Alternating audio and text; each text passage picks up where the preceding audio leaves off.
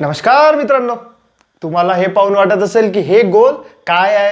तर काही विद्यार्थ्यांना असं वाटत असेल की हे गोल गोल गोल रानी क्या चाहिए. अरे सर चुकलं तुमचं, तसं नाही आहे, ते आहे बोल बोल रानी क्या चाहिए.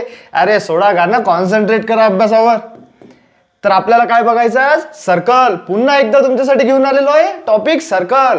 यामध्ये काही टर्म्स राहिलेल्या होत्या, ते टर्म्स आपण आता या व्हिडिओमध्ये बघणार आहे. आता इथे या फिगरमध्ये कॉन्सन्ट्रेट करा. यामध्ये किती सर्कल आहेत? 1 2 3 4 सर्कल. चारी पण सर्कलचा एकच कॉमन सेंटर आहे की नाही आहे? या कॉमन सेंटरमध्ये रेडियस चारी सर्कलच्या वेगळ्या आहेत.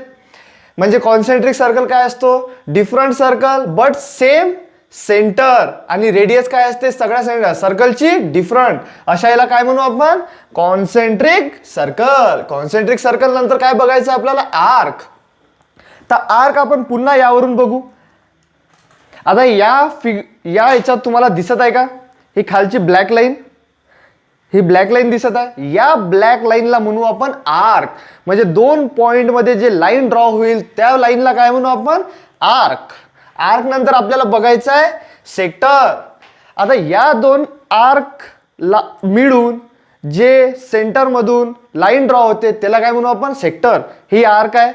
आर्क आणि सेंटर मधून जे लाईन निघत आहे त्या लाईनला मिळून हे जे एरिया पूर्ण कव्हर करत आहे, या एरियाला काय म्हणू आपण? सेक्टर. सेक्टर नंतर सेकंड. आता हे सेकंड आहे.